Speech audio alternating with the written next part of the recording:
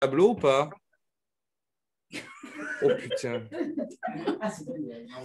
Ah, ah, ok, j'ai eu peur. Je croyais bien qu'elle parlait anglais. Ok, allez, on est bon. On va commencer tranquillement. Bon, ben, sur le sujet d'avant, c'est-à-dire la passesse en général, ça a l'air de bien se passer un peu pour tout le monde. De ce que je comprends, c'est ça. Voilà, donc si vous avez des difficultés, n'hésitez pas à venir vers moi ou d'autres tuteurs. Ok, maintenant, on va commencer le cours de maths. En fait, comment ça va fonctionner? Je vais vous interroger chacun votre tour. Donc, vous écoutez bien les questions des autres parce que, bon, s'il a la même question, on ne va pas la poser deux fois. On fait le tour de la salle et après on y va. Après, voilà, chacun va réviser ses cours. OK? Ça va pour tout le monde? Ouais. Allez, ça va nickel. Bon, on va commencer par toi. Vraiment? Ouais, par toi. Si tu as des questions en mathématiques, vas-y, dis-moi, n'hésite pas. Non, je n'ai pas de questions. Je ne sais pas comment les travailler, c'est tout. Alors, comment les Je ne sais pas par travailler? où commencer. Par où commencer? Ben, tu as des cours, tu as ton poly, donc il faut que tu bosses. Moi, c'est ce que je faisais même, c'est ma méthode que je faisais à peu près sur tous mes cours. Je faisais méthode DJ, comme je vous ai dit. Après, chacun fait la méthode qu'il veut. Je ne faisais pas à la lettre. C'est-à-dire que des fois, méthode DJ, ben, il y avait je l'adaptais. Je le faisais un peu à ma sauce, mais voilà, ça se suivait toujours ce schéma de répéter, voire plusieurs fois les cours. Ben, moi, en maths, ou même dans les autres matières, le premier truc que je faisais, c'était voir voir le cours dans son aspect général. Et du coup, désolé, je vois sa tête. 6e année de médecine, hein, les gars. Si lui peut réussir, beaucoup de gens peuvent réussir. C'est le sang, c'est le sang. Bon, on reprend. Du coup, première vue générale, je voyais le cours en général. Je lisais tout le cours, j'essaie de comprendre. Déjà, quand je vais vers un cours, j'essaie toujours de comprendre. Si je n'arrive pas, direct, je m'arrête, j'essaie de comprendre, je recherche sur Internet, je demande aux collègues qui sont autour de moi, mais je ne pouvais pas faire un cours sans le comprendre. Ça, c'était le primordial. Et j'essayais de l'apprendre en même temps. Ça, c'était mon J0. Après le J1, le lendemain, je le revoyais bien. Et après, à partir du J3, je voyais le cours et je faisais les annales. Maintenant, en maths, c'est un peu différent parce qu'il y a la notion d'entraînement. La notion d'entraînement, c'est-à-dire que quand vous voyez un truc, pour savoir si vous l'avez compris, mais en soi, il faut vous entraîner. Dans le sens où tu lis le cours des dérivés, mais tu ne t'entraînes pas à faire une dérivée, tu as beau avoir compris les phrases, on s'en fout, quoi. Il faut savoir faire une dérivée. Donc voilà, c'est plus sur cet aspect-là, la méthode. Moi, c'est ce que je faisais en général. Maintenant, voilà, je sais qu'il y a des difficultés en maths des fois ou non. Le poly est énorme et il n'y a pas un énorme coefficient, donc c'est souvent délaissé. Bosser aussi par rapport aux annales et aux QCM. Les QCM que je vous fais, c'est vraiment que type annale. Demain, ce que vous allez avoir, c'est 15 questions type annale. Rien de plus. Je ne vais pas plus loin. Je vais pas commencer à chercher de nouvelles questions. Je me mets dans la tête du prof. Les profs, ils n'ont pas changé depuis 20 ans. Avant la PACES, c'était déjà le même type de questions. Il y a eu la PACES, maintenant il y a la PASS et c'est les mêmes types de questions. C'est les mêmes profs. Ils ne vont pas changer. Donc, il faut quand même prioriser dans le sens où le poly de maths, il est énorme. Il est énorme. Il ne faut pas tout apprendre par cœur. Même il faut quasiment rien apprendre par cœur. Il faut connaître ses dérivés, il faut connaître ses primitives, bien sûr, connaître ses propriétés sur les fonctions. Ça, c'est des points faciles. Ça, il faut le connaître. Mais ça, c'est des bases que vous avez déjà tout vu avant. Donc, si vous ne les avez pas encore, ce n'est pas grave. On s'en fout, ce qu'on a vu avant. Moi, je donne souvent cet exemple-là, je ne sais pas si je vous l'ai donné. L'un de mes meilleurs amis, maintenant, il est en 5e année de médecine. Il sortait d'un bac STMG. Et il a réussi. Et il a eu 12,8 en maths. Ce n'était pas un génie en maths. Non, il a bossé sérieusement, tranquille. Il a regardé à chaque fois qu'il tombait sur un truc. Il a pas, lui, voilà, je sais qu'il me semblait qu'il avait fait l'impasse sur les 3 derniers chapitres de stats et il avait bien bossé le reste. Et quand il faisait un truc, il essayait de le comprendre. Une fois qu'il l'avait compris, il pouvait le reproduire.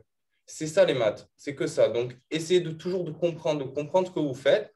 Et vraiment, le niveau de compréhension, il n'est pas élevé. C'est pas comme, bon, maintenant, vous n'avez pas passé le même bac, donc je ne sais pas exactement, mais je sais qu'avant la terminale S, le niveau de compréhension était supérieur en maths que ce qu'on nous donne là. En vrai, il y a rien de compliqué. Les exercices, c'est souvent faire des dérivés des fois des primitives. Et encore, vraiment, ça tombe peu souvent, les primitives.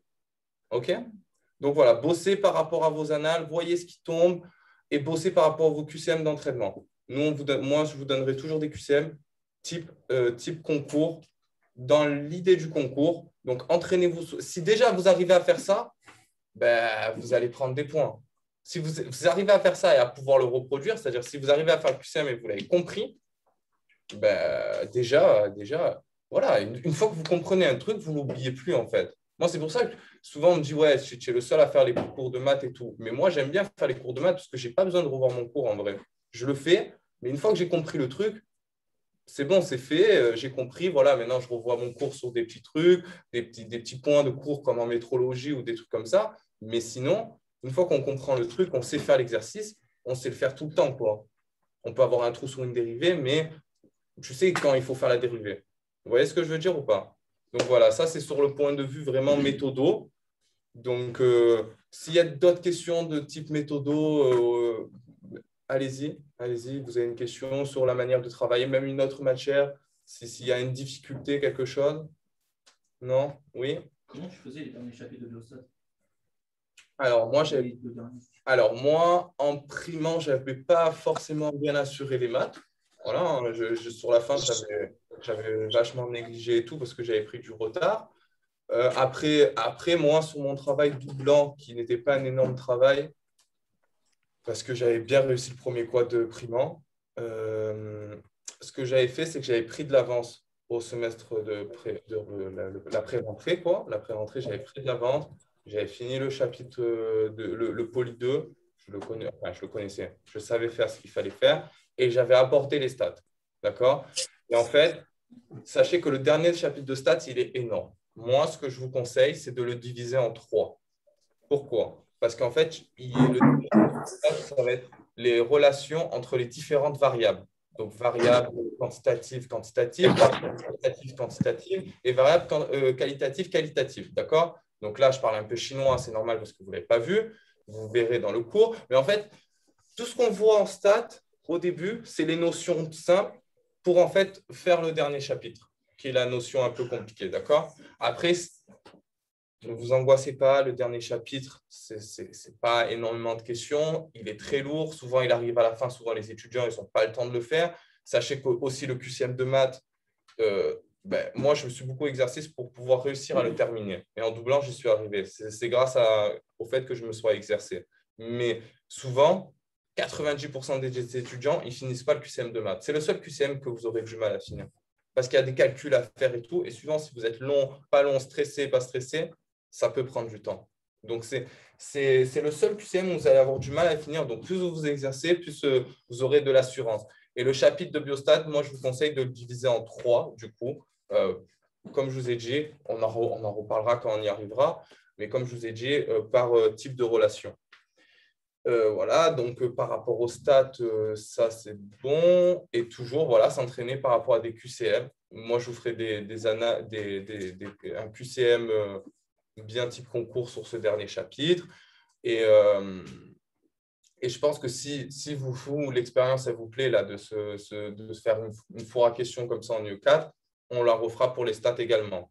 On voit, vous me direz, moi je suis ouvert à la discussion. Si vous me dites que je n'ai pas le temps, je peux faire… parce que souvent les stats, après je ne sais pas, parce que là avec le nouveau programme et tout, je n'ai plus exactement les dates en tête. Mais souvent les stats, je sais que ça finit et que bon, c'est chaud parce que le 2 octobre, ça finit. 2 novembre. 2 novembre. 2 novembre. Maintenant, ça finit plus tôt parce qu'à l'époque, ça finissait avant la semaine de révision. Mais je sais qu'à partir du 2 novembre, le mois de novembre, il est chaud. Il est chaud, c'est la plus grosse quantité de travail. C'est là où on commence à être fatigué. Donc, c'est normal.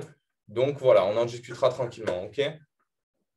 Du coup, toi, est-ce que tu aurais des questions en particulier en UE4? Sur les hypothèses, moi, je m'embrouille sur fonction complète, fonction transitoire et tout. OK. Je sais pas, ça m'embrouille. Alors, sur ce point-là, si tu veux, je te ferai un point de cours précis. Mais honnêtement, ça ne sert à rien. Parce qu'à chaque fois, sur l'objectif passe, ça y est. Sur quoi? L'objectif passe. Sur réussi pas ça. OK. Mais là, dans les annales, alors transitoire, comme son nom l'indique, c'est une solution qui est transitoire et la solution complète, c'est celle qui est finale. Maintenant, moi, si vous voulez, je ferai une fiche en expliquant ça parce que là honnêtement, je ne l'ai pas en tête. C'est trop compliqué. En fait, ce n'est pas que c'est trop compliqué, c'est que tu ne retiens pas ce genre de truc. Et vu que ça ne tombe pas, je ne l'ai pas spécialement retravaillé. Maintenant, si vous voulez être à l'aise sur ça, sur ce chapitre. Parce qu'en fait, le chapitre Equadif, il est énorme, mais ce qu'on vous demande à l'examen, mais c'est rien. C'est ce que je vous ai montré vendredi. C'est ça qu'on vous demande. C'est juste, en fait, si tu sais dériver, c'est tout ce qu'on te demande. Voilà, il y a des trucs techniques. Voilà, sachez ce que c'est une équation homogène. Premier ordre, second ordre, non, c'est le premier ordre. Vous regardez le nombre d'apostrophes, ça, c'est les questions. Mais il n'est jamais allé plus loin. Et en fait, le truc, c'est que s'il te demande, parce qu'il y a des méthodes pour résoudre les équations différentielles, et il vous décrit ces méthodes dans le cours, d'accord? Il en a 2 ou 3 différentes, il vous décrit ces méthodes. Mais sauf qu'en fait, si vous faites ça, moi, je m'étais embêté à apprendre tout ça et tout. Mais en fait, une fois que j'avais vu les annales, ça ne sert à rien. Et même, ce n'est pas réaliste. Parce que si tu fais la méthode, même si tu es rapide, tu calcules vite et tout, tu ne peux pas mettre moins de 3 minutes.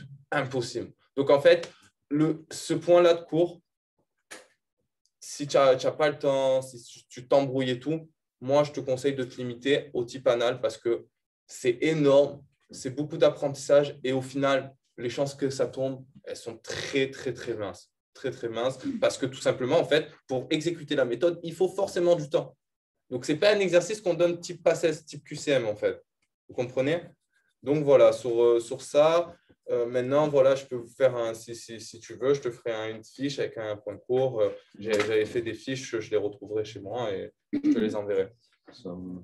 Du coup. Alors, moi, c'est en anat. Ouais, en anat. C'est les directions, genre oblique, en bas, en avant. Alors. Il y a trop de. Alors, ok. Hop, on va prendre le fémur. Est-ce que je peux en anat, vous pouvez poser des questions parce que je suis en étude de kiné. Donc, en vrai, je la vois, je la vois tout le temps, l'anat. OK? Donc, on a ce fémur. D'accord? Le fémur, le corps du fémur, tu es d'accord avec moi que c'est ça. Le col, c'est ça. D'accord? Maintenant, j'aimerais que tu me dises dans quelle direction va le corps du fémur. Dans quelle direction il va? Il est en bas. OK. Tu fais une flèche, il va en bas. OK. Mais il ne va pas qu'en bas. Ce n'est pas une droite comme ça. Il va bien en dedans ou en dehors. Ça, c'est ta jambe droite. Là, il va en dedans. Donc là, l'axe, il est oblique, en bas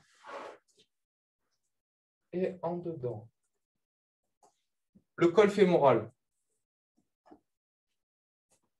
Dans quelle direction il va? Ouais. Du coup, en dedans aussi. Ouais. Okay. Mais voilà. qui te dit que la flèche ne fait pas comme ça? Du col fémoral. Parce qu'il a ça. Si tu veux. Après, ce qui est vrai aussi, parce que je précise, le col fémoral, il va également en bas et en dehors. C'est logique. En fait, vous prenez par rapport à la direction de la flèche que vous choisissez. Si vous choisissez la flèche, vous la mettez ici, entre guillemets. Là, ça ira en haut et en dedans. Mais si vous choisissez de mettre la flèche ici, parce que vous avez le droit, il va en bas et en dehors. Mais il faut qu'il y ait une cohérence. Est-ce que tu as compris? Voilà, là, je t'ai expliqué. Bon, c'est très schématique, 5 sur un os. Mais voilà, c'est le principe général. Tu as tout le temps, tu as les 3 plans. Tu as le en avant, en arrière. En avant, en arrière, en haut, en bas, et en dehors, en dedans. D'accord? En anat, vous aurez toujours des schémas partie droite, si vous avez quelque chose qui est pas symétrique, mais qui est des deux côtés. Un bras, vous aurez toujours l'humérus droit et pas gauche. Toujours, toujours. Les représentations anatomiques se font toujours à droite. OK? Donc ça, sachez-le. Les représentations anatomiques se font toujours à droite, bien sûr pour les parties, qui sont en double, quoi. Le cœur, il n'y en a qu'un, donc il n'y aura pas de droite ou gauche, ça dépend. Mais par exemple, si on vous présente un schéma de l'humérus, ça sera toujours l'humérus droit. Le fémur droit. OK? Toujours à droite. Et quand on te dit pour la clavicule, elle est aplatie de bas. Elle est aplatie de haut en bas. Attends. Elle est aplatie de bas en haut, en dehors. De bas. Moi, je ne comprends pas pourquoi. De bas en haut, Donc, et Non, en de dehors. haut en bas. De haut en alors, bas. alors que ça serait plutôt de bas en haut, en dehors. Tu vois ce que je veux dire? Ben non, c'est la même chose. Elle est aplatie, genre en gros, vers son Pour moi, elle extrémité est aplatie acromiale. vers là. Elle est aplatie vers là. Oui. Et là, elle est arrondie en dedans. Elle est arrondie en dedans. Oui, là, elle est arrondie. Et là, on a un bord très aplati qui vient s'articuler avec l'acromion. Ouais. Ouais. Mais en gros, elle dit que quand elle est aplatie de bas en haut, c'est genre en gros, elle est aplatie comme ça et pas comme ça. Oui, moi, je le vois de. Tu as bien, je n'aurais pas su comment expliquer, mais voilà, c'est ça. C'est que tu as différentes. Tu as aplati, elle est aplatie comme ça, c'est parce que comme ça ta clavicule. Mais c'est vrai que si je t'avais dit comme comme ça, ça. genre aplatie, elle est là, c'est pas arrondi. Non, elle vient, elle passe dessus. Attends, viens, je te montre. Mhm. Il faudrait que je trouve. Ok. Anatomie. Ah, il faut les dents kiné. Bon, après. Ouais, voilà, c'est bien. Mais c'est bon, j'ai pris. Regarde, ça c'est pour avoir ta vue d'ensemble, tu vois. Ah oui, c'est vrai, il y a la caméra. Attends, je la coupe. Je coupe la caméra 30 secondes parce qu'elle a honte visiblement d'elle. Comment on fait? Arrêter la vidéo. Voilà. Regarde. Du coup. Hein? Du coup, tu vois là? Non, il ne voit pas. Malheureusement, il ne voit pas.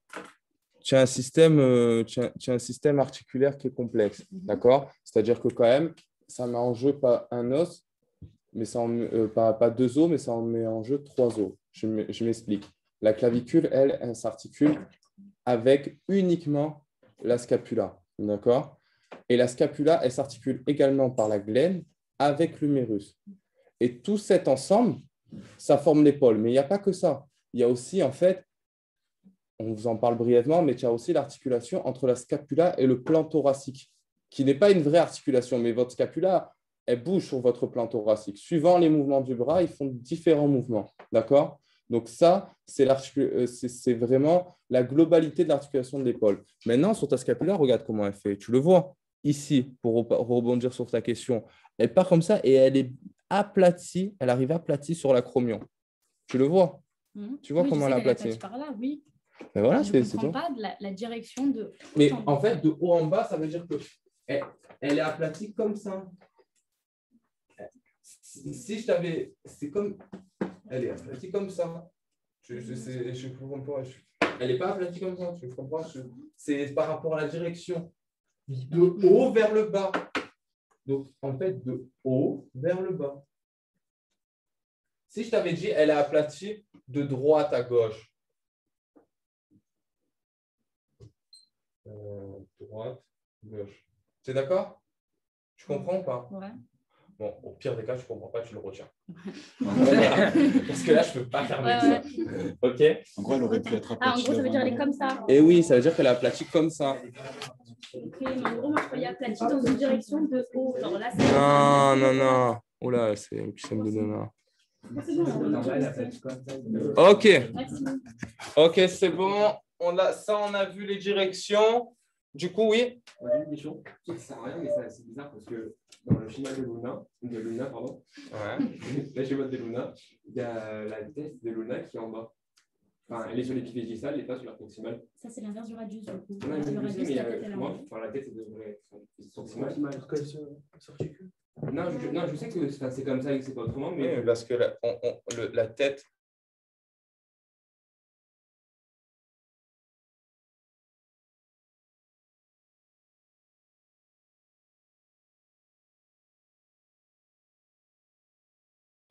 Et en bas, c'est la tête de Lina, tout simplement. Ça, c'est bon. C'est par rapport à sa forme, tout simplement. J'aurais pu dire tubérosité.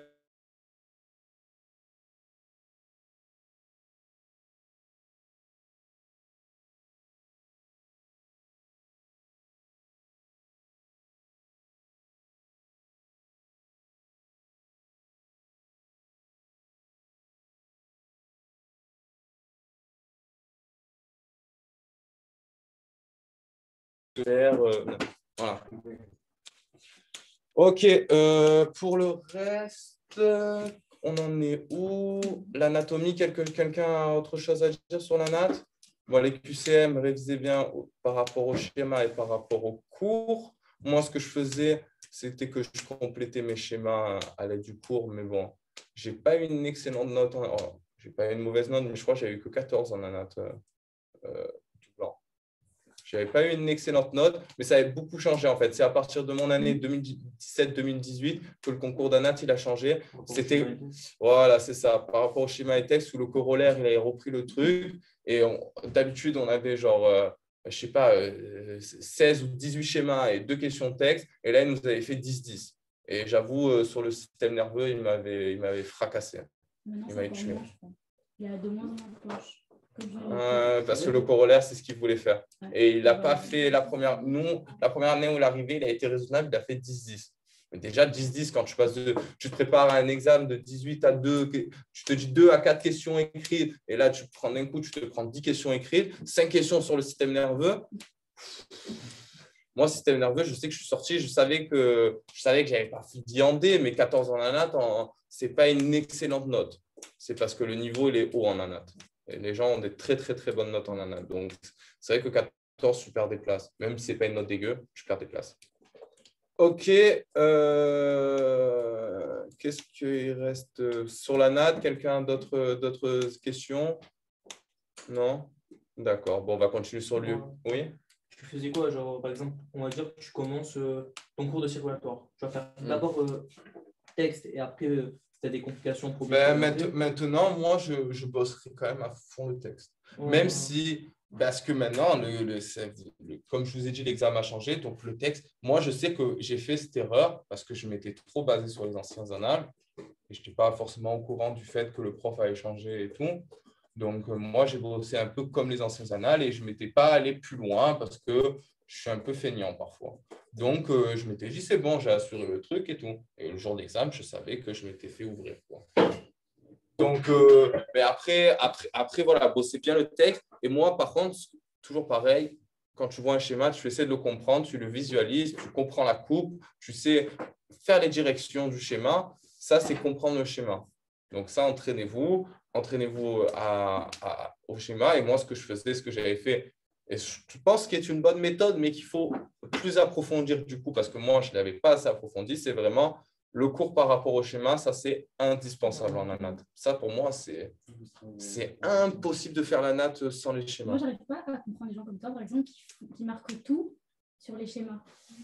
Ben, en fait, c'était... Aujourd'hui, je te le dis, il faudrait être beaucoup plus complet. C'est que moi, à l'époque, ce n'était pas le même examen. J'avais 16 schémas, et 4, même pas. En général, l'année d'avant, ils avaient fait 16 et 4, mais sinon, c'était 18 et 2. Donc, moi, je m'entraînais par rapport au schéma et par rapport aux questions qui pouvaient tomber. Et souvent, tu as un schéma, je te dis n'importe quoi, ici, il te mettait 1, et au lieu de te dire ceci est le corps du fémur, il te disait cet os participe à l'articulation de la hanche, tu vois.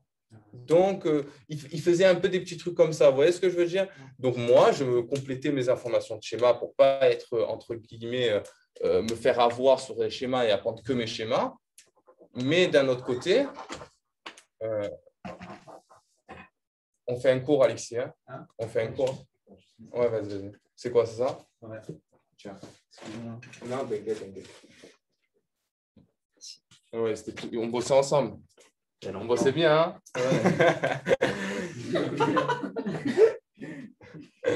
Ouais, non, du coup, Ça veut dire non. On rigolait bien. Ouais. Et on rigole bien la passesse en vrai. Il y a des bons moments, on travaille, mais il faut vivre quand même. Hein.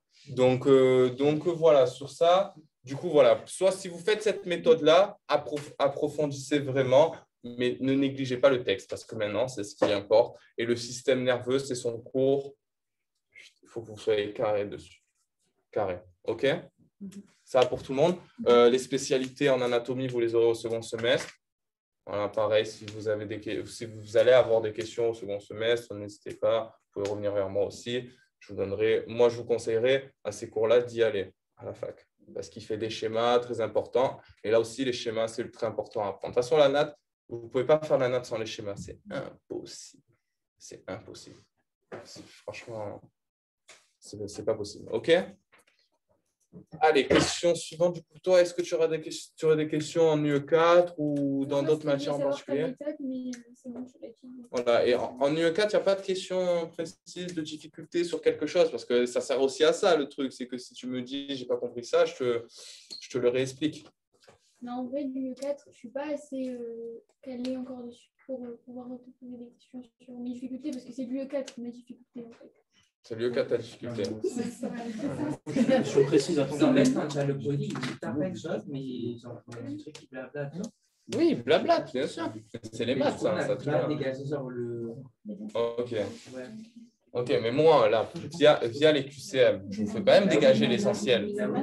Je vous fais dégager l'essentiel, mais c'est ça. Oui, mais le poly, non. Mais maintenant, tu as vu ton poly. Le poly, mais c'est comme tous les cours. Tu vois un truc, une immensité. Tu vois une immensité de trucs. Vous avez biologie cellulaire ce semestre? C'est le deuxième. Ça a changé. Parce que nous, c'était le premier semestre à l'époque. Biologie cellulaire, vous allez voir une immensité de trucs. Il n'y a pas tout qui sert. En fait, c'est comme quand on voyait votre cours d'SVT, quand vous faisiez SVT au lycée. Toujours, on faisait ça. On faisait l'activité avec genre la petite hypothèse et tout, l'activité, pas l'activité. Et après, il y avait la conclusion. Et la conclusion, en fait, la conclusion de cette activité, ça correspondait un peu au cours. C'est un peu pas. Tu n'allais pas apprendre l'activité. Tu vois ce que je veux te dire? Il faut que ça, c'est compliqué parce que le poly est immense. Et c'est là où je comprends ta difficulté. Maintenant, je te dis, regarde, je te donne les axes sur quoi vont poser, qu'est-ce qu'il va faire, qu'est-ce qu'il compte faire. Ce que je disais, parce que je suis en train de faire votre QCM pour demain, et en vrai, il a enlevé pas mal de questions, parce qu'il a enlevé, et c'est dommage d'ailleurs, parce que c'était des questions faciles, la division euclidienne, et il a enlevé la fonction trigonométrique par rapport au mouvement. Et ça c'est vrai que c'est vraiment dommage, parce que ça, c'était des questions qui tombaient tout le temps. Tu avais une, voire deux questions. Tu avais forcément l'un ou l'autre, voire les deux. Et donc ça, c'est vrai que du coup, c'était des points faciles. Maintenant, les questions, elles sont toujours identiques. Il fera toujours des questions de propriété. Écoute, s'il change, moi, en vrai, non, mais en vrai, quand je te fais les questions, les cours et tout, ça survole tout le cours. Hein. Il n'y a pas une partie de cours. Ah oui, par exemple, la dernière fois, tu m'en as parlé, la méthode des rectangles. Je ne saurais même pas te l'expliquer tellement. Mais c'est une autre méthode pour calculer par rapport aux surfaces et aux intégrales. Parce que tu sais, quand tu fais une intégrale, c'est une surface. C'est la surface de quelque chose. L'intégrale de A à B, par exemple. Voilà. Ici, cette surface, eh bien, en fait, ça correspond à l'intégrale de A à B de f de x dx. OK? Donc ça, c'est important comme notion à comprendre. Et en fait, quand il vous fait méthode des trapèzes, méthode des Simpsons, méthode des rectangles, il vous donne des méthodes pour calculer l'aire, mais de manière approximative, sans passer par ça. D'accord? Donc, il vous donne d'autres formules que vous devez apprendre. Maintenant, méthode des rectangles, je n'ai jamais vu tomber. Je ne sais même pas ce que c'est. Donc après, il faut aussi prendre conscience que les maths, ce n'est pas QS5. Tu vois, moi, je ne suis pas là en train de défendre. Il faut absolument avoir une bonne note en maths. Le niveau exigé, il est beaucoup moins important parce qu'il y a beaucoup de personnes qui sont découragées par les maths déjà de base, qui ne vont pas se motiver ou qui vont vraiment avoir du mal, et des gens qui vont vraiment avoir du mal en maths. Maintenant, et parce que le poly est immense et ce n'est pas rentable d'apprendre tout le poly. Mais moi, là, je vous donne tous les axes sur quoi il pourrait poser et tout. Donc après, bien sûr qu'il pourrait faire autre chose. Bien sûr qu'il pourrait poser une question de définition. Vas-y, donne-moi la définition de la limite. Moi, j'en ai aucune idée. Maintenant, après, tu lis les items, tu essaies de voir ce qui est juste, ce qui est faux, tu t'adaptes. Et puis, au final, ça ne sera qu'une question. C'est un petit coef, les maths.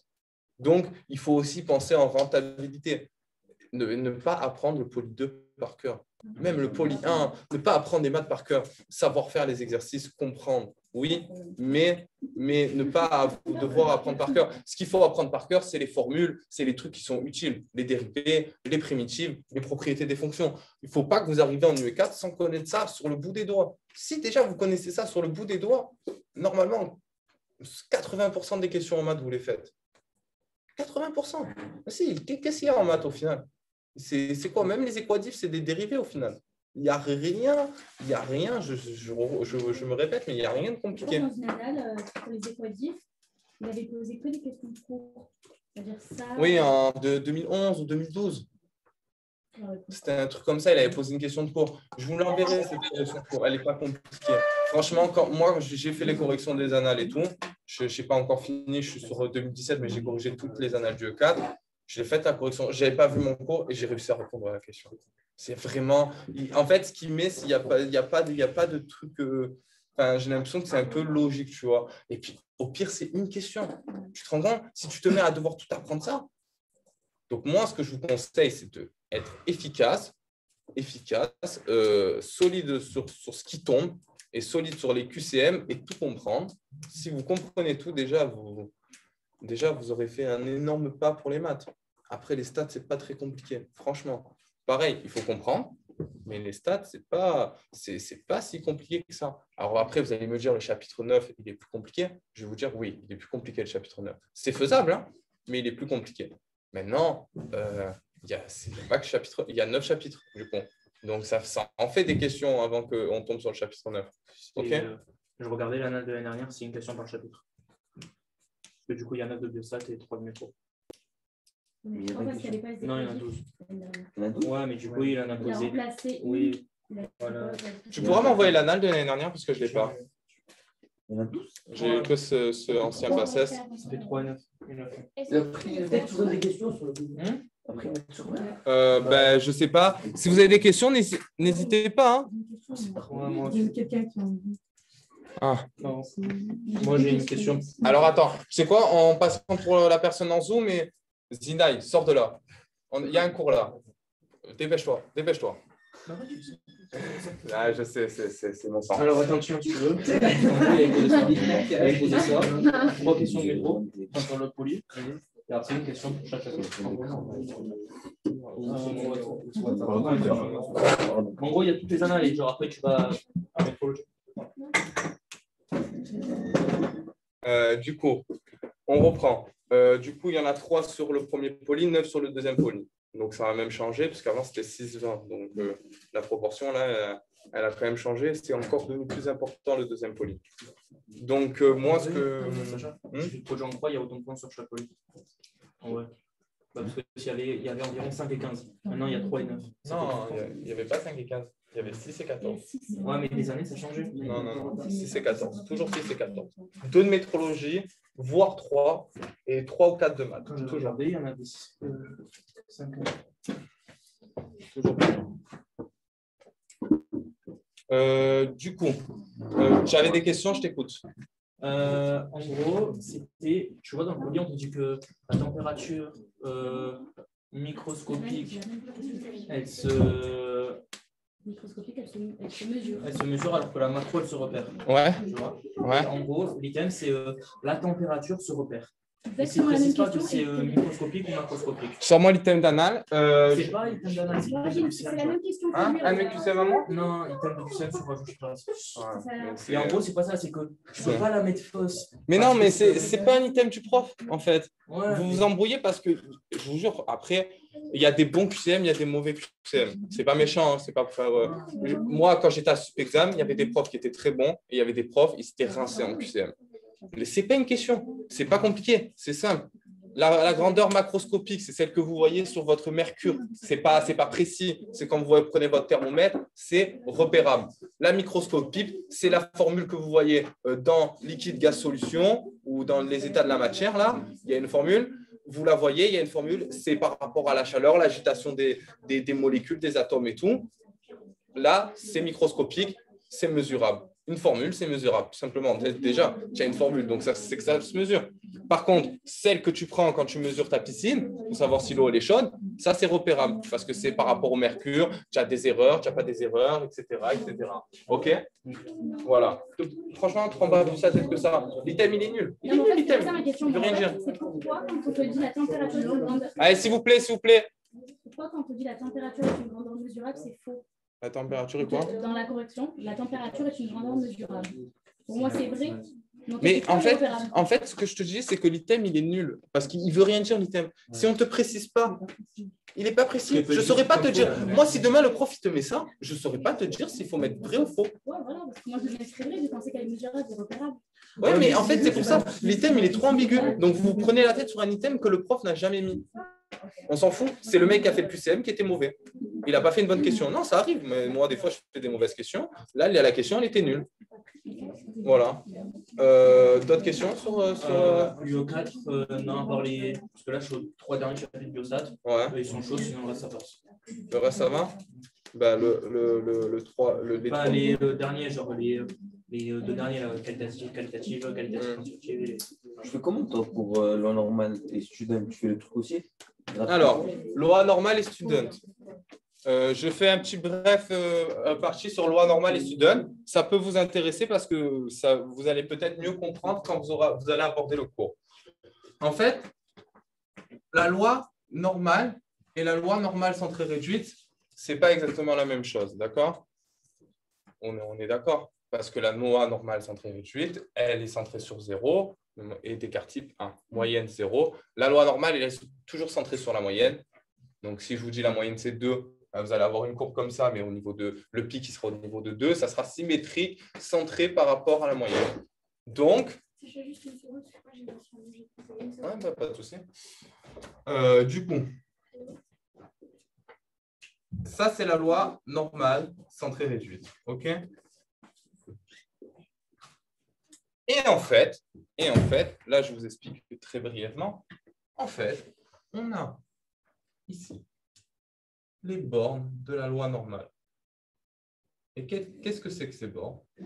C'est des bornes pour lesquelles, dans cette surface, on a 1 moins alpha, parce que les probabilités, alors parce que c'est vrai que je suis allé vite, il y a les probabilités discontinues, qu'on voit, quand vous allez voir au début, les probabilités classiques et tout, et les probabilités continues. Et là, on est dans les probabilités continues. Et en fait, ces probabilités, on les calcule comme les intégrales, grâce à l'air sous une courbe. D'accord? C'est flou, mais j'y viendrai plus tard. Donc, en fait, ici, on a alpha sur 2.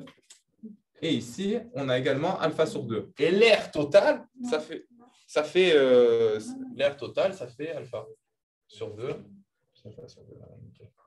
1 moins alpha, et là, ça fait alpha. OK? Tout le monde est d'accord? Il n'y avait pas un moins quelque part? Ouais. Ici, c'est le moins, il est là, c'est bon. Oui, le moins. On y est. Et donc, en fait, si je vous dis la probabilité de moins n alpha, ici, c'est la probabilité x, la probabilité elle se situe entre les deux n alpha. Mais en fait, la probabilité, elle se situe dans cette zone. Eh bien, le résultat, ça sera 1 moins alpha. Exemple concret. Imaginons, je vais donner fin à tout le monde. Imaginons que notre alpha ici, c'est 5%. D'accord? Donc, dans ton truc, tu te dis alpha égale 5%. Du coup, n alpha, c'est n 0,05. Et ce n,005, tu vas le voir dans la loi, à la fin de ton cours, ou à la fin de ton poly, ou à la fin de ton examen, tu as toujours les tables de valeurs. Tu vas dans ta table de loi normale, et ça fait 1,96, il me semble. Voilà. Donc, si je te dis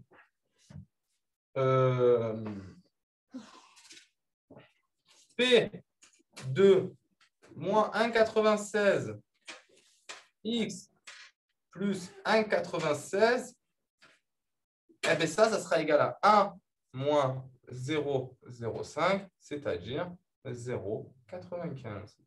OK? Voilà, ça c'est pour la loi normale centrée réduite. Maintenant, il y aura des spécificités pour la loi normale, puisque la loi normale toute simple, elle n'a pas de table de valeur. Donc en fait, il y a une formule. Cette formule, c'est celle-ci, qui est Z est égal à X moins mu sur l'écart type. Et en fait, grâce à cette formule, on va pouvoir transformer une probabilité qui suit une loi normale à une probabilité qui suit une loi normale centrée réduite. Et ensuite, on réadaptera.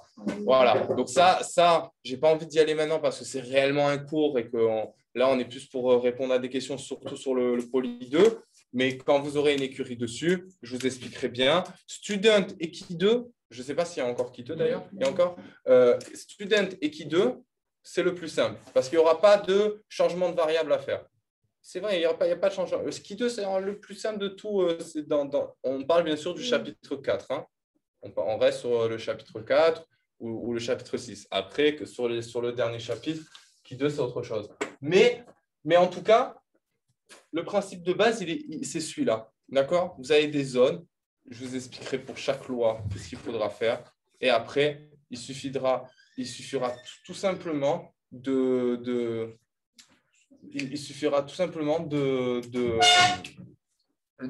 d'appliquer en fait des trucs à apprendre, appliquer une méthode à savoir faire. Je vous guiderai pour toutes les lois. Ça sera tranquille. OK? On est OK pour tout le monde? Tu as d'autres questions? Non? Du coup, toi, dis-moi tes questions. C'est sur ça.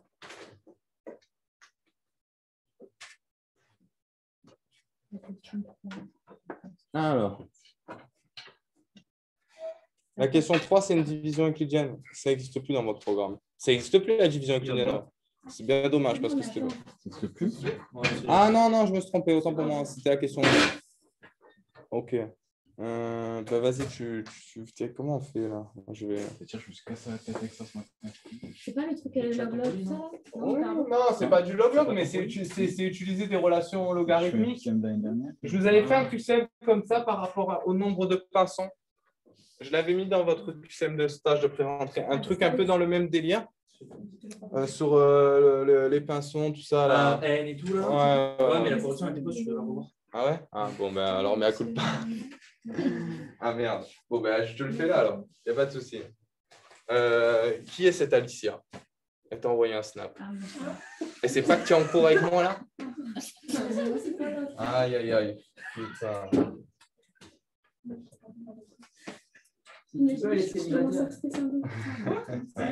Non, c'est bon, laisse-moi tranquille. Soit une population initiale. Une population initiale de.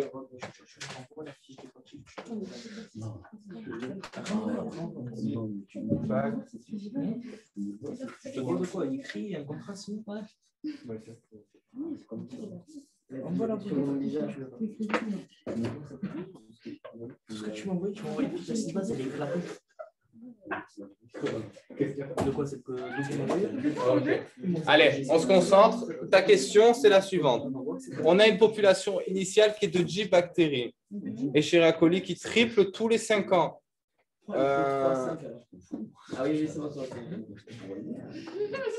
Parmi les propositions suivantes, laquelle on peut modéliser la croissance de cette population? Putain, c'est chiant. Donc, du coup, en fait, c'est sur son putain d'exemple des log-log ou des semi-log, là. Ouais. On est sur... Non, mais ça va, moi, je vais m'exprimer tranquillement. N... Hein? Ouais, tout est enregistré. Hein? Du coup, N de T, c'est 10...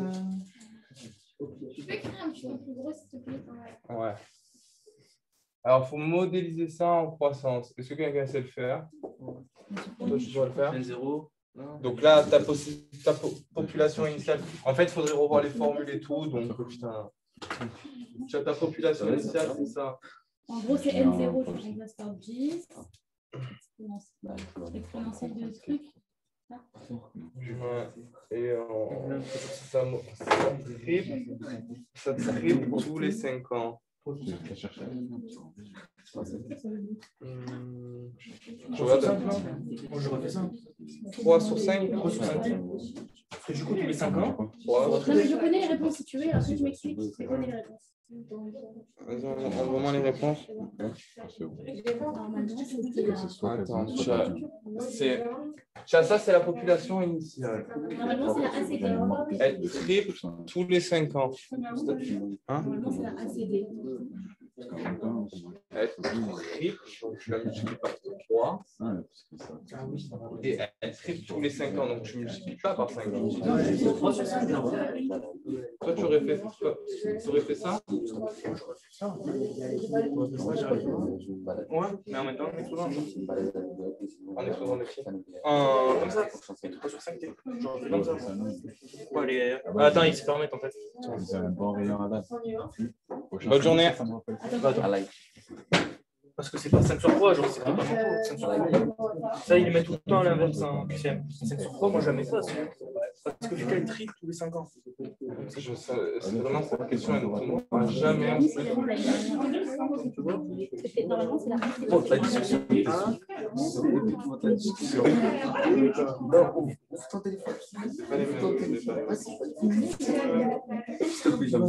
Celle-là et celle-là, je sais pas si on parle de celle-là et celle-là, je ne sais pas 365, souhaité en année. En fait, c'est quoi la formule? Attends. J'attends le colis, je peux voir. Il Il a son colis. C'est ça, Moi, je sais plus c'est quoi la formule, je le fais de tête. ça. C'est N0 fois.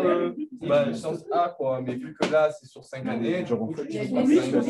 moi, c'est. Ouais, parce que c'est ce que j'avais dit au début. C'est une question de rappel qu'on parle depuis Mais c'est le temps que tu utilises par 5, c'est pas le 3.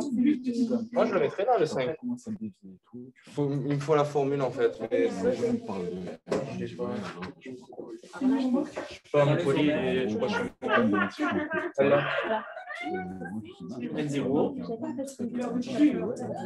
non, c'est bien qu'il soit prendre par cœur. Ça dépend de la question. Là, ça, c'est.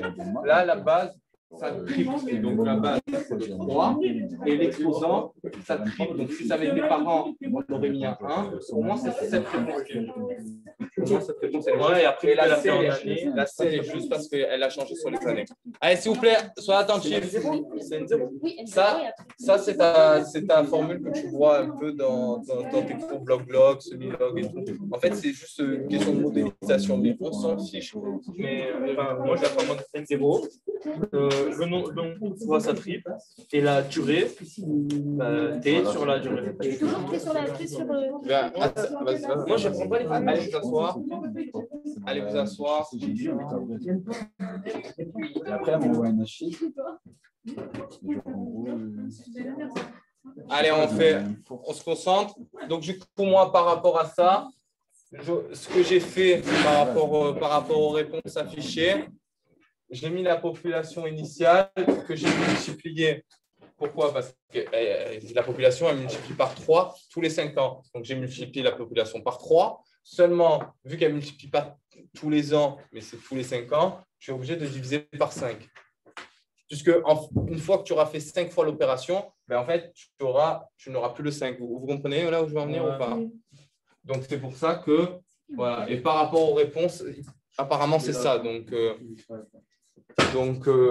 c'est bon, c'est ça. Maintenant, moi, j'ai jamais vu une question comme ça. On ne verra jamais. C'est quoi celui-ci? Tu modélises, tu n'as rien de précis. Ça peut tomber, c'est bien que vous l'ayez vu, mais non, c'est pas un truc qui est déjà tombé. Ça me semble vachement. Les cours d'objectif pass, ils ont mis la méthode de Lagrange et tout pour les intégrales. Voilà. Ils ont mis une question, genre fallait faire l'intégrale et tout. J'ai mis 4 minutes à la faire. Ils ont mis un truc de malade. C'est impossible. Non, mais après, c'est bien pour vous exercer, pour que vous compreniez le principe. Moi, je les ai fait, ces exos. C'est des exos qui sont également... Tu as le même type d'exemple. Oui, mais c'est pas moi qui ai fait cet exo. C'est des exos, en fait, que vous voyez dans vos exemples. Quand vous voyez dans vos polis, il y a plein d'exemples pour vous exercer. Donc, c'est des bons exos pour vous exercer, pour que vous compreniez le principe. Mais après, honnêtement... Ça peut tomber, tout peut tomber, mais je ne vois pas tomber un truc comme ça en un an. Tu as une question? Oui, c'est bien. Vas-y, je t'écoute. La question, c'est est-ce que c'est vraiment nécessaire de savoir appliquer la méthode de la variation de la constante de Lagrange sur les équations différentielles pour le concours? Non. Ouais. J'ai répondu tout à l'heure à cette question. Ouais. T'as pas dit Lagrange. J'ai pas dit Lagrange, mais Il a dit rectangle. non, mais même non, j'ai parlé des équatifs. Je vous ai dit les équatifs. Le cours, il est énorme. Les méthodes, c'est lui qui a posé la question sur les méthodes d'équatifs. Je vous ai dit, les méthodes qui sont dans le cours, elles sont. Moi, je m'étais cassé la tête à les apprendre, mais en QCM, elles ne sont pas applicables tout simplement parce que ça prend trop de temps. C'est impossible qu'ils vous mettent ça. Et puis, le truc est compliqué à apprendre. Les chances qu'ils vous mettent ça à l'examen sont de 0,1%. Franchement, ne le faites pas. Si ça tombe, ben, tant pis. Ça tombe, tant pis. Il vaut mieux perdre un point plutôt que perdre 5 heures à apprendre ça. À passer 5 heures à apprendre un autre cours. Franchement. Moi, ma question, ça serait sur les intégrations par partie. Ouais. Tu arrives pas? J'ai une formule à apprendre. Ouais. Pas tout ça.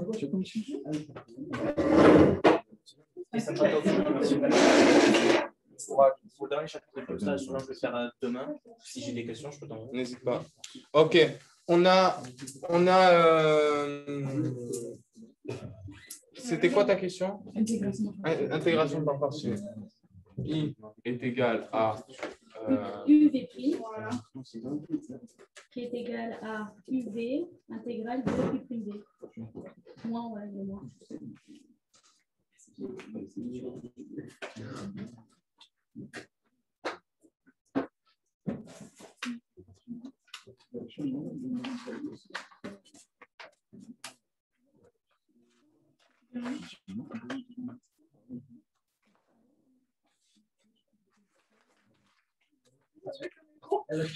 Alors, ça, c'est vos deux formules à apprendre par cœur sur les intégrations par partie. Si vous connaissez ces formules, vous savez faire les intégrations par partie.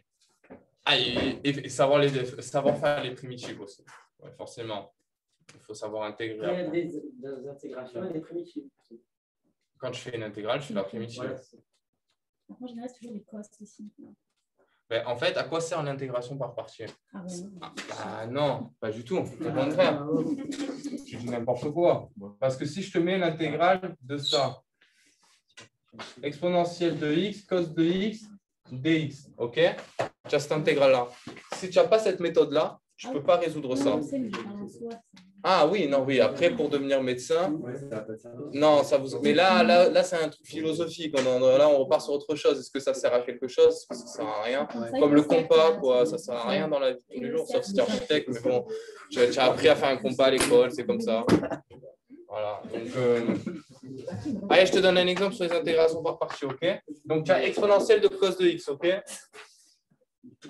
Ici, on va prendre U égale 2x. on va prendre U égale 2x et cos de x égale V'. OK? Voilà, je prends au hasard. Normalement, il te dira qui est U et qui est V'. D'accord? Hein? Normalement, il y a alt. Et en gros, tu choisis. Non. Soit il l'a toujours mis. Maintenant, tu sais pas, tu le fais un peu au feeling, quoi. Genre, par exemple, tu as un X dedans. Souvent, il vous fait un truc comme ça. D'ailleurs, je vais changer. Ça me fait chier. Je vais mettre plutôt cette fonction. X fois cos de X. Ben là, tu vois, je vais choisir X en U parce que je sais que la dérivée U', ça va être 1. Donc, ça va être plus simple pour moi.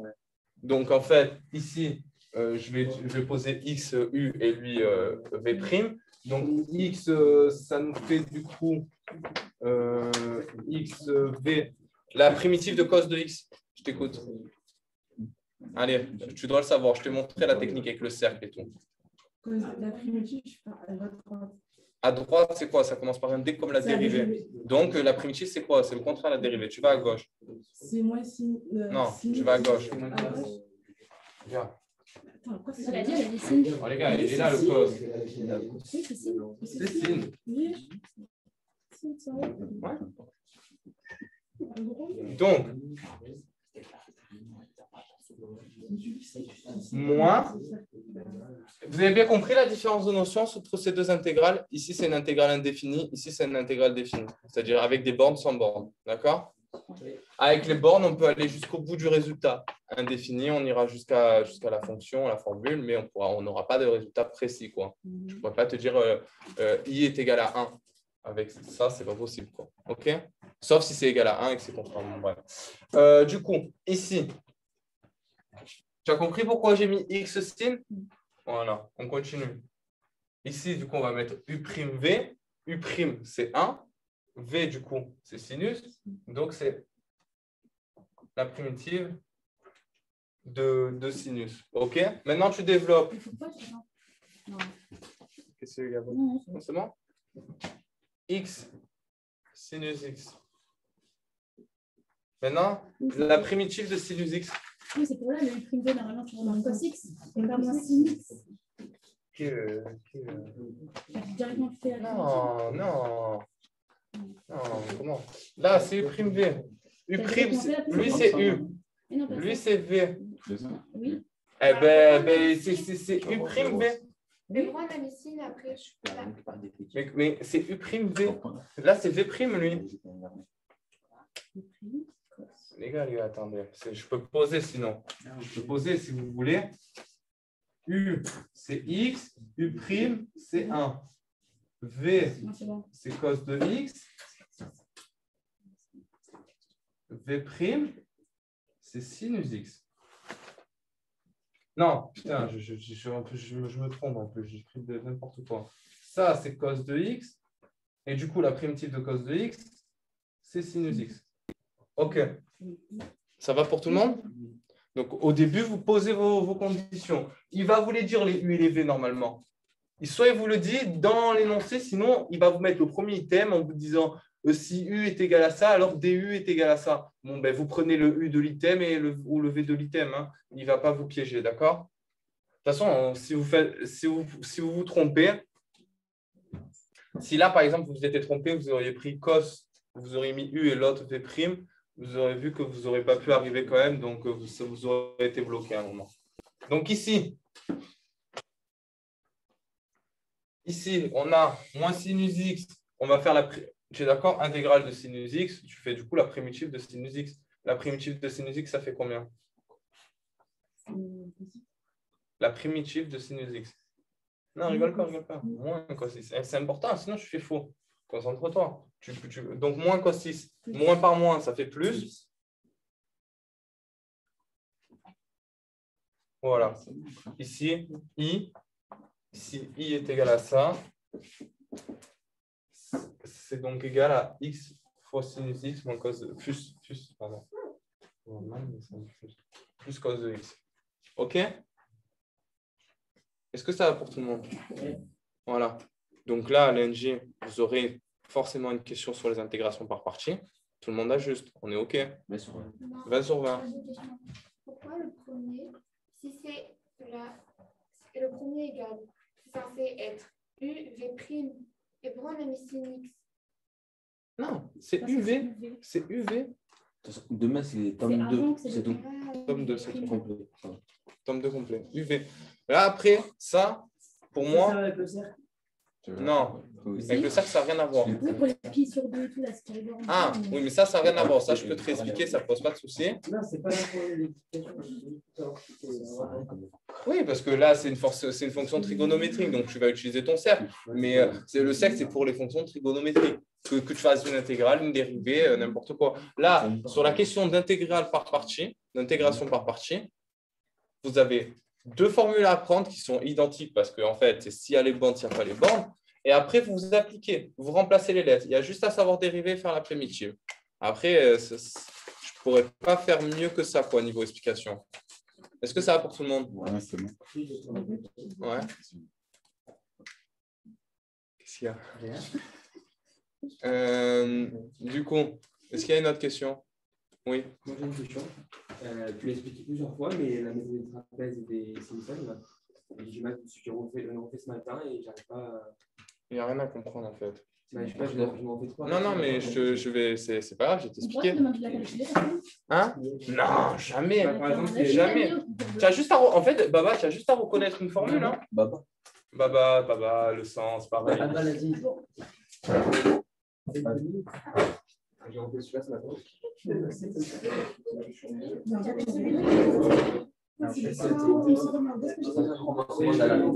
Vas-y, hein. N'hésitez pas, les gars. Les gars, si vraiment vous avez plus de questions, vous avez envie de rester, vraiment, je ne vous oblige pas, il n'y a pas de souci. Hein.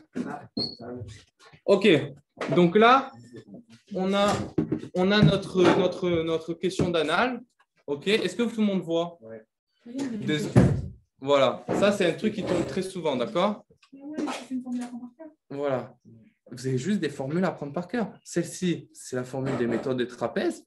Il y en a une deuxième qui est... En fait, cette formule, qu'est-ce qu'elle veut dire? Elle veut dire f de 10 plus 2 fois, parce que c'est pour ça qu'il y a ce 2 ici, 2 fois f de 12, d'accord? Plus 2 fois f de 14 jusqu'à f de 22 où il n'est multiplié qu'une fois. Donc, tu as une formule à reconnaître.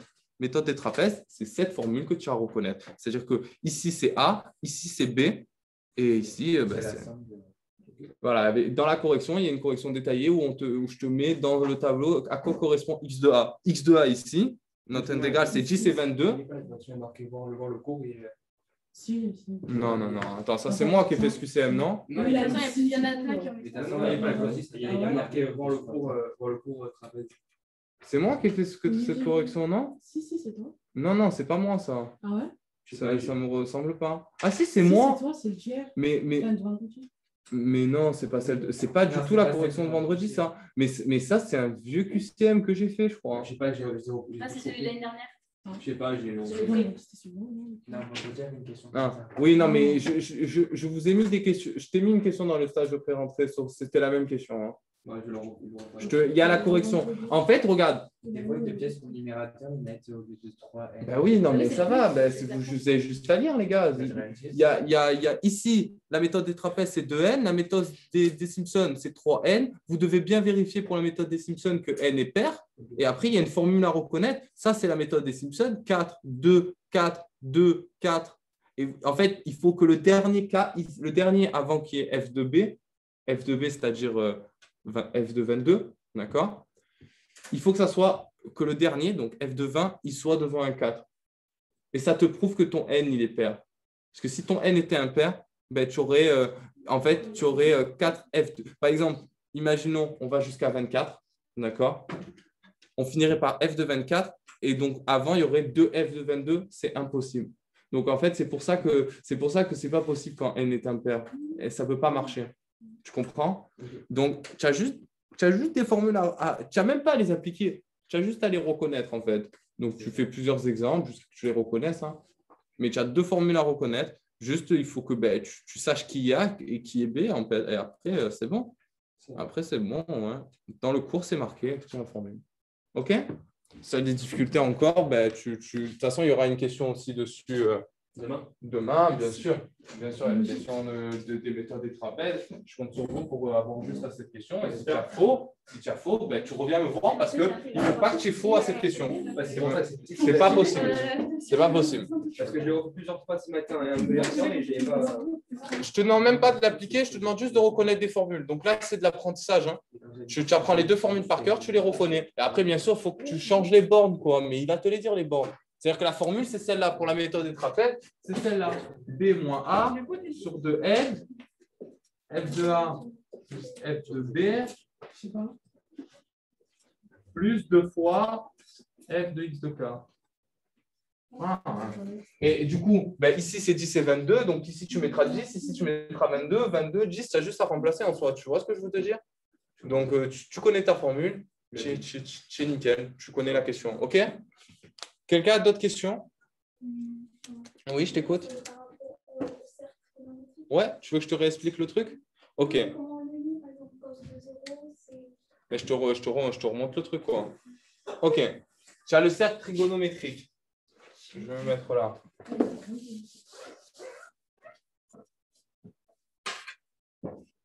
OK.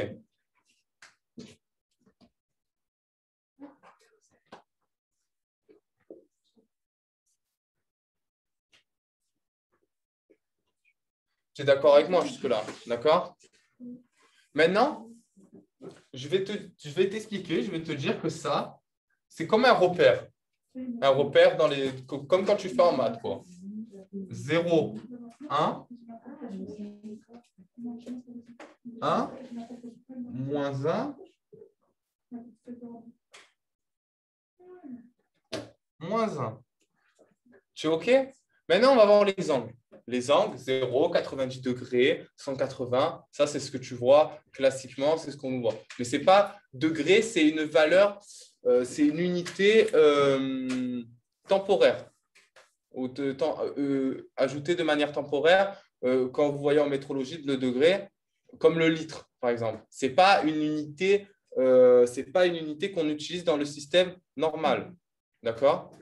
Elles sont tolérées, elles sont maintenues temporairement dans le SI, mais ce n'est pas les unités classiques. Pour le volume, on utilise des mètres cubes. Et pour les angles, on utilise du radian. D'accord? Donc, ici, on a donc 0 radian. Tu es d'accord avec moi? Parce que si là, tu n'as pas encore commencé. Ici, on est à pi sur 2. C'est ton angle pi sur 2. Ici, on est à pi. Ici, on est à 3 pi sur 2. Et quand on a fini le tour du cercle, c'est-à-dire 360 degrés, mais ça correspond à ton 2pi. Ça, il faut que tu l'apprennes, il faut que tu le saches. C'est impossible de faire ça. OK? Maintenant, moi, ce que je t'explique, c'est que grâce à ce cercle, tu n'as pas besoin d'apprendre le tableau de à quoi correspondent les cos et à quoi correspondent les sinus. Vous voyez le tableau qui est dans ce cours? Voilà, donc c'est un moyen de comprendre le truc. En fait, en comprenant le truc, tu n'as plus besoin de l'apprendre, en fait. Je m'exprime. Quand je te dis cos de x est égal à, on va dire, 2pi. D'accord? X, il est égal à combien? Voilà. Non, pas du tout. Non. Pourquoi?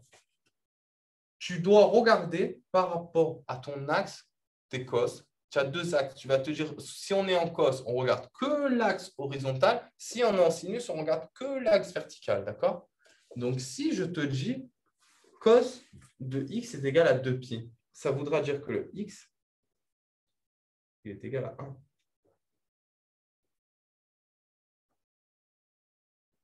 J'ai fait le contraire. Là, je suis en train de faire une connerie, non?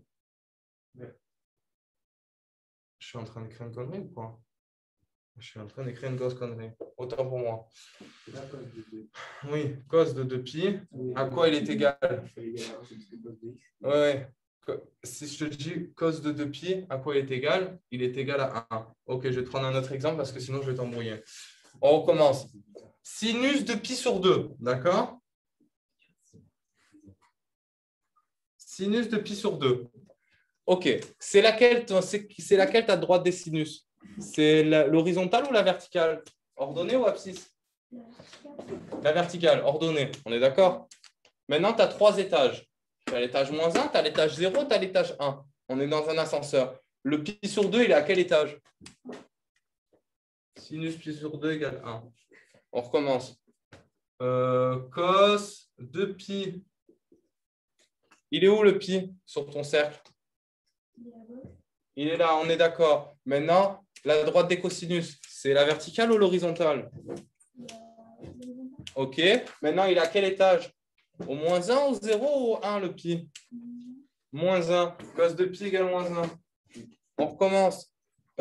Sinus cos de 0. Allez, et sinus de 0. On va faire les deux.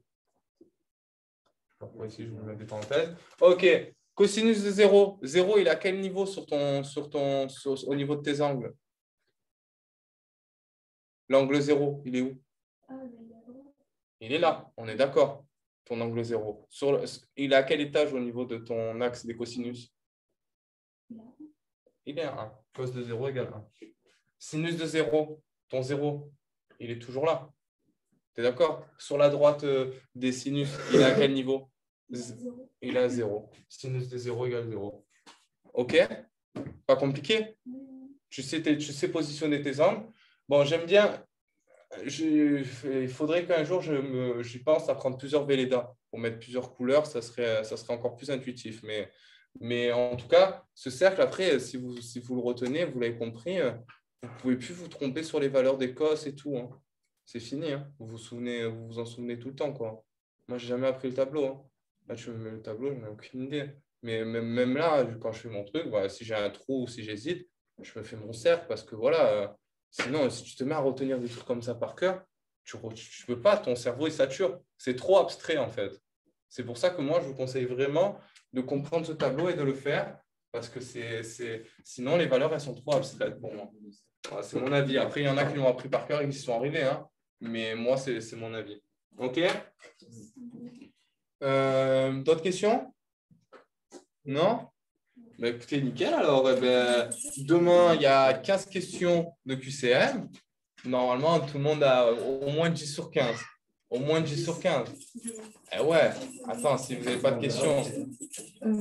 Alexandre, oui, mais De quoi? Non, je peux pas sécher. Merci à tous pour le Zoom.